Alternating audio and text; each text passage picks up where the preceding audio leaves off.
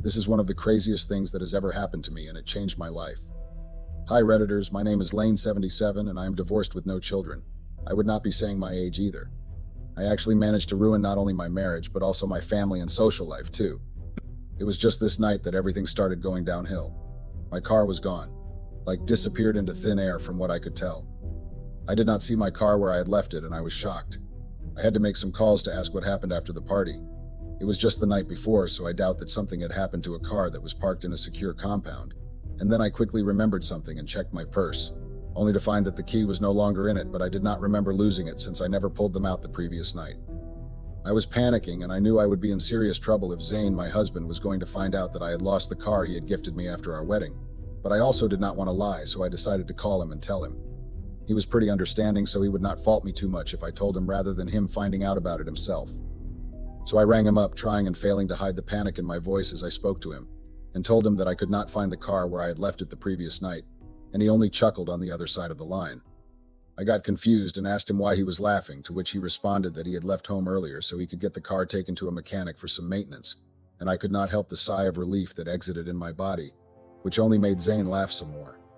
Now, the reason why I was looking for my car in the first place was actually a party. What would a married woman be doing at a party, you might be wondering? See, I was invited to a bachelor party, and the bachelor party that I was invited to was not like your everyday bachelor parties where maybe it would just be ladies renting out the VIP lounge of a club or something, or maybe men going to a strip club or something before the weddings. This one was a mixed party, with both the guys and the ladies partying out in a mansion. A friend's mansion, actually. I promised my husband that I would be home before it got too late or too dark, and that if it got too late, I would call him to come pick me up. I was getting drunk and I tended to cry and pass out when I got drunk, and I'd sooner bite off and swallow my tongue than embarrass myself in front of so many people. So I decided that I would leave before I was too far gone and make it in time before Zane got worried about me. I did not expect that I would stay there for so long. I did not even plan to stay at the house for too long. But before I knew it, I had stayed past midnight and even ended up participating in certain games at the party, some little sort of childish games. And I ended up drinking so much that I could feel my eyes stinging, and I decided that it was time to leave, so I went to the guests of honor who happened to be friends of mine and bid them farewell. The lady, my childhood friend named Melody, whined and begged me to stay longer, but I only laughed and told her that I really had to go, so she agreed finally and let go of my arm so I could leave the house and head home.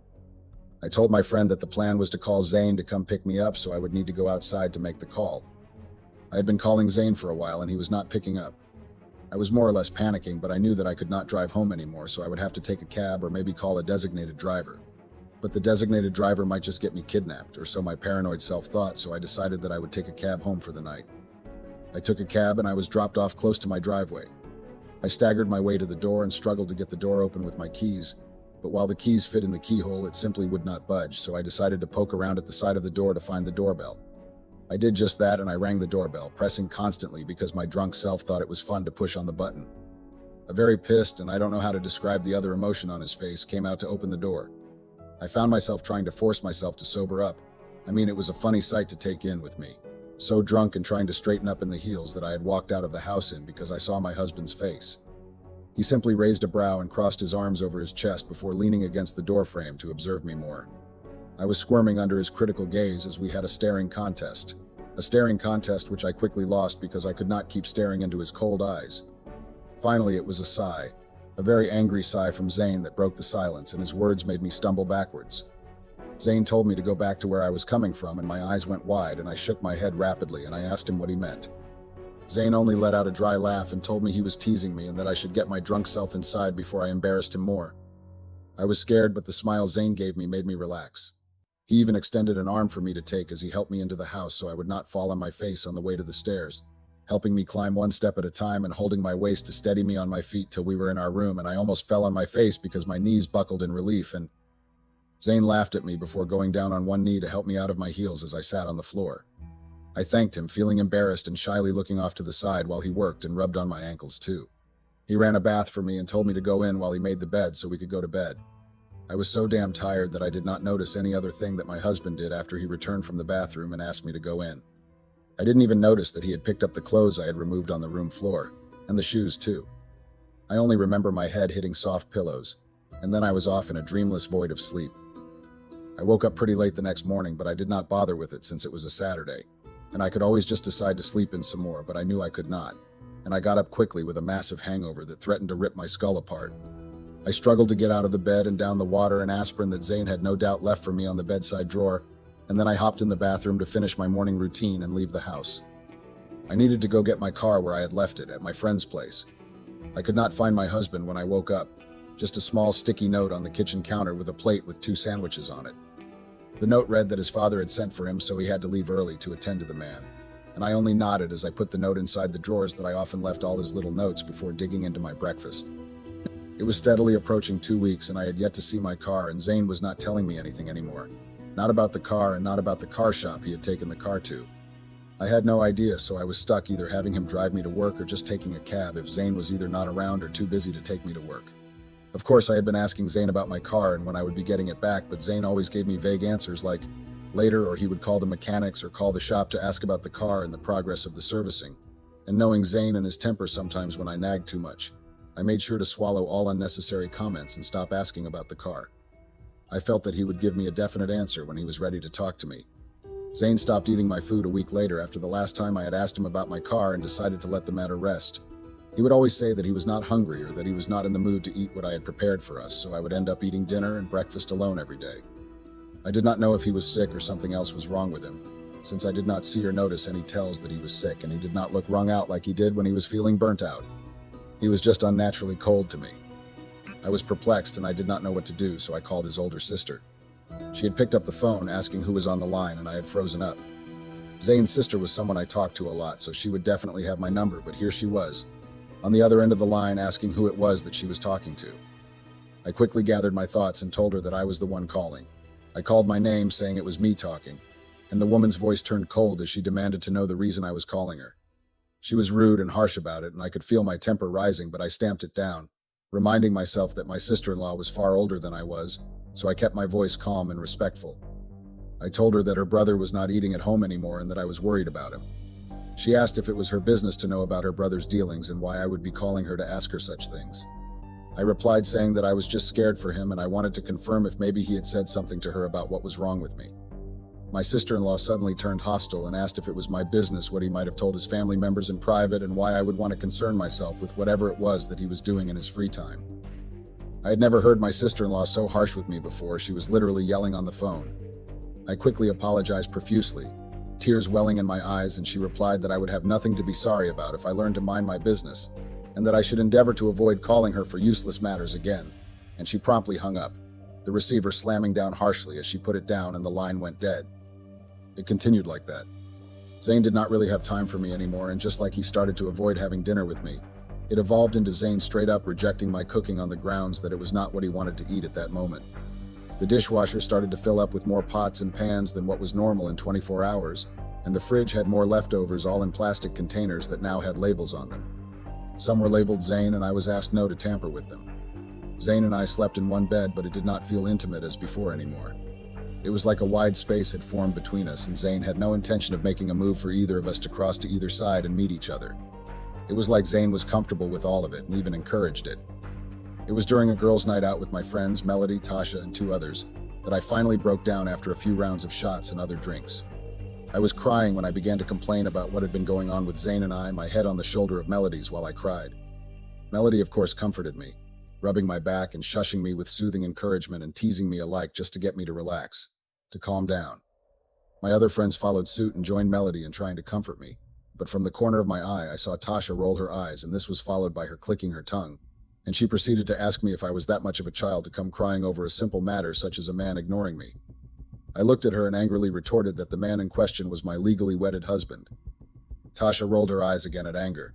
I had raised my voice at her words, but she only laughed lightly and told me that the answer to my problem was as easy as my coming out for girls' night to grab some drinks. I was puzzled by this, and Tasha gave me a look that said she was unimpressed. I asked her what she was talking about, and she laughed again, telling me that I could always just corner him at home and seduce him into talking about what was wrong with him. It made so much sense in my drunk mind, and my demeanor changed as my mood brightened up again, and I was calling for another round of drinks again. But I missed the weird look that Tasha and Melody were giving me. Melody's was one of worry and panic, but Tasha's was unrecognizable, and I should have heeded the warning bells that were going off in my head. But I was too drunk and excited to dwell on it too much, so I went back to making silly toasts with the girls as we laughed and partied long into the night. It was a weekend after all. My rings disappeared a month later. One was a pretty little silver band with a beautiful cut diamond on it, and the other one was a plain silver band but was made with a layer of silver on top of the band rings. These very significant rings disappeared. The first ring was my engagement ring, and the second one with the more intricate design was my wedding band, and it was gone. I had probably lost something as nice as them. I had only taken them off to do the dishes as usual, and my husband had by the time I was finished with my chore. Other rings had vanished into thin air. If I remember correctly, Zane had walked into the house briefly while I was in the kitchen, and he had called out to me. I had answered him and had seen him poke his head into the kitchen briefly to give me an odd look, observing me while I did the dishes, giving him a small, sweet smile that he did not really return, but I did not think much of it because Melody had advised me to take everything happening like it was just a phase. My rings had disappeared afterwards, and I did not see any sense in faulting Zane as the culprit, because he had next to no reason to take the bands that he had given to me himself. Even the car that had been taken registered as nothing in my head, so I just felt that I had lost the ring. I actually went to have the wedding band remade. The design and feel was familiar to me, and I had images of the ring so I could get it made again anyway, so I rested easy. Zane left the house after a week later, a week after I had lost the rings and went to have the wedding band remade. He straight up moved out of the house. I asked him where he was going to after he returned from work one Tuesday evening, and he just replied that he was going to his family house for a visit. Yeah, right. A family visit with a big old suitcase that had his work clothes and his dress shoes, and I pointed this out only to receive nothing short of a growl from Zane at my questioning. Zane asked me how it was my business if he wanted to stay at his family house for more than the weekend. He said that since I was desperate to know his movements so badly, he would just about stay there for the next week, saying I could have the house to myself and do as I pleased, and he shouldered past me, knocking me off balance in the process, but not hard enough to land me on the floor. His exact words as he got into his car were that I could bring in a new partner if I so desired, and it was his words that stung more than the light throbbing in my shoulder that he had hit. I was confused by this.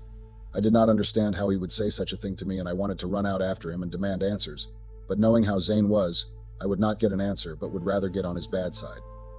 I decided to talk to his friends about his strange behavior, and who better to ask than his closest friend in our joint friend group, a former classmate of his from school who was from my hometown and someone I knew too. Andy. Andy did not appreciate me calling him out of the blue to ask him questions about Zane, and he stated as much as he picked up the phone. He sounded irritated and disgusted just hearing my voice, and he rudely asked me to hurry up with what I was hinting at so he could get back to going about his business. I apologized almost as rudely and assured him that I would not waste his time, as I only needed to hear from someone as close as he was to Zane, without being family, about his strange behavior. I wanted an outsider's view of his newfound attitude. Andy simply sighed and asked me what gave me the idea that he would give me the answers that I needed. There was that curt tone that was bordering on rude, and I could barely contain myself at this point. My in-laws had been rude to me already, and I also did not appreciate being spoken to that way by a person I pretty much grew up with. I hit Andy with my displeasure, and the man just sighed, apologizing and explaining that he did not know how to relate with me, so he had to be rude. I told him I was confused, and he only asked me to go and check our friend group chat. He said I might find some answers in there, and the line went dead before I could question him further. Andy did not pick up another call after that, not even the next day.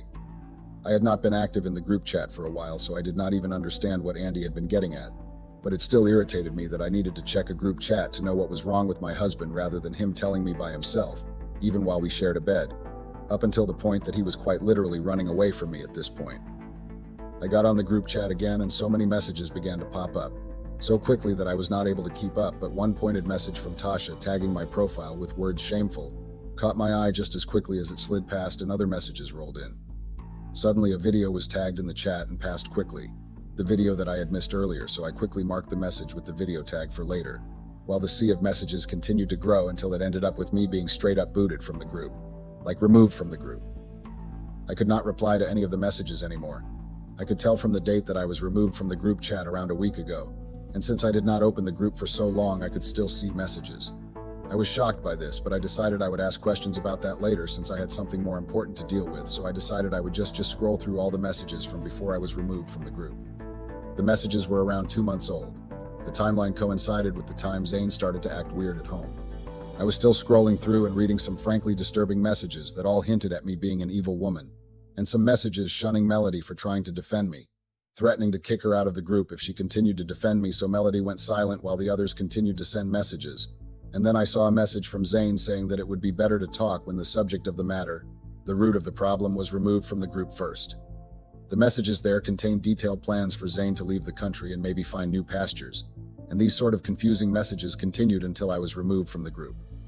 I was still trying to make sense of the cryptic messages when my phone began to ring. A call from Melody that I was going to straight up ignore because I was in no mood to speak to anyone, especially one of my friends who apparently had a hand in my husband's recent behavior. But Melody was quite determined and kept calling after I had missed the call, and even after I had cut the call, refusing to answer.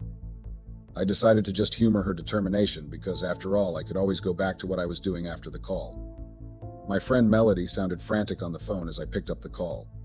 I could barely make out what she was saying over her panicked muttering and shrieks, so I told her to calm down and talk to me, to speak clearly. Melody told me that she was going to send me a text message with an attachment, a video attachment, that I needed to watch immediately. I dropped the call. She also said not to scream or do anything too rash, but to rather call her back immediately after I had watched the video first. I obliged and I hung up so I could read the text and watch the attached video. The camera shook a bit as the person behind the camera adjusted the angle a bit. I could see familiar silhouettes, and then the camera spun rapidly to land on a scene with a bunch of people gathered in a circle, chanting loudly and laughing while they held onto glasses of champagne and vodka and beer bottles. The cameraman walked forward and pushed through the crowd, a flashlight turning on to light up the scene in the otherwise dim-lighted room. In the middle of the circle sat a man with a woman on his lap.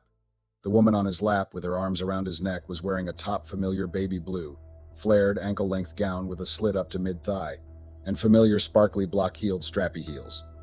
Her hair was done in a simple side-swept style and her earrings were silver hoops. The woman was me and my lips were on his. That outfit was exactly what I had worn to Melody and her fiancé's bachelor party a while ago. I was screwed and I was so close to a panic attack as I forced my shaking hands and body to ease up on the tremors and dial up Melody again. It was the very same video that I had seen in the group chat before I was removed from the chat. The video that Tasha had tagged me with to call me a shameless woman, and that Zane had actually dropped in the group as I had seen, and left to reply after a few days. I was shaking in my boots, shaking from my head to my toes as I looked at my feet, barely hearing Melody screaming at me to calm down over the phone. I did not even realize that I had called her back, but what I did realize after a minute of staring at the floor was that my vision was blurring and my thighs were getting wet. Tears. I cried as I sat motionless on the couch and eventually had to drop the call so I could crumple to the floor and curl up into a ball to cry some more loudly till I fell asleep, mostly from exhaustion. I fell asleep on the floor and woke up to the sound of my phone ringing. I had gotten so many calls from Melody and some worried texts too, so I groggily texted her back that I was okay and that I would see her later so we could talk, and then I got up to get ready for work. I tried calling Zane to talk to him, but he either ignored my calls or told me that we had nothing to talk about. I tried to go see him too, but he refused to see me, and his older sister disgraced me out of the compound, calling me names and hitting me, and she told me not to come back and look for her brother again, since he himself did not want to see me anymore. I left in tears, sobbing in the back seat of a cab as I made my way back home. I was still making sense of everything when Zane called to say he sent me a text and told me to call back after I saw the contents. The sight of that video again had me tearing up again, but I decided to suck it up and call Zane, who started the talk with asking how the video was, if I enjoyed the view, to which I shakily answered that I did not, and Zane chuckled at my answer. Me why I denied not enjoying the view. Zane told me not to deny anything, pointing out that I was enjoying myself so much in the video that he doubted that I was even sorry. I tried to speak, but Zane shut me down, saying that he would be the one doing the talking and I only had to listen. He told me that he would be leaving me to do as I pleased and to move on with whoever I wanted without any restraint or hindrance, since he would also be leaving to do as he pleased. He admitted to being aware of the video long since the day of the bachelor party, and he had already made up his mind about it, so nothing I did would change his mind. Zane said this with finality and hung up, leaving me to my devices, well, tears actually. All efforts to get back in contact with Zane proved fruitless and a total waste of time because he did not pick up the phone, still wouldn't see me, and certainly gave me no room to explain myself in any way.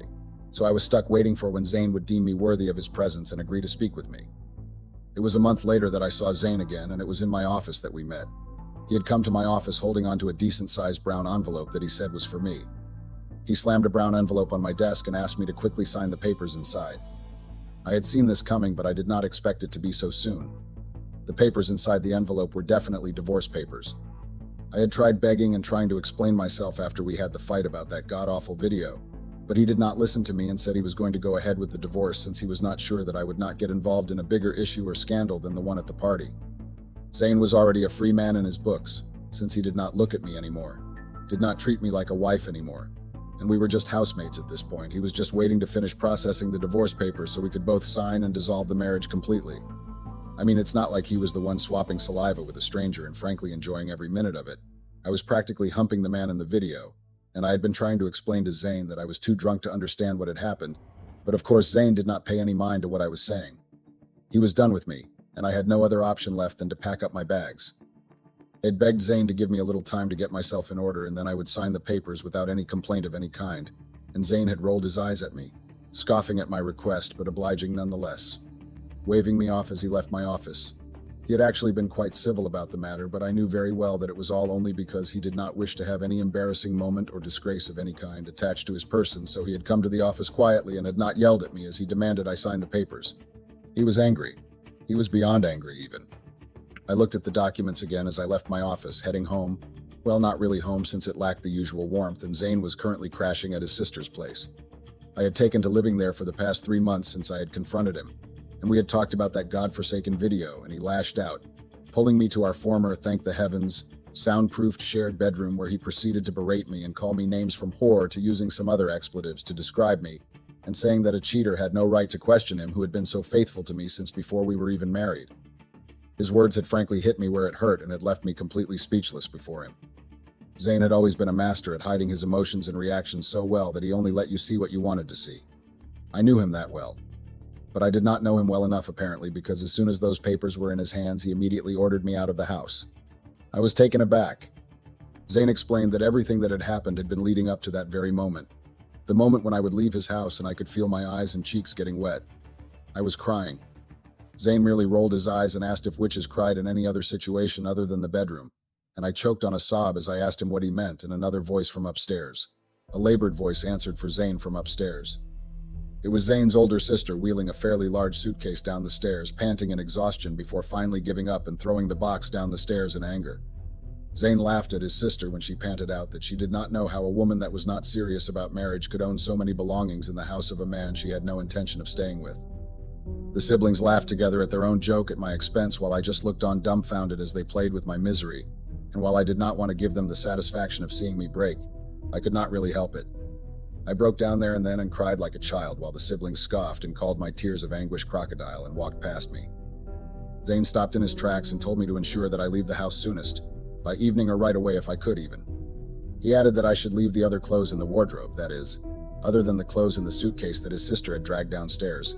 I did not need to pack them up as well since it was Zane himself that had gotten those clothes for me.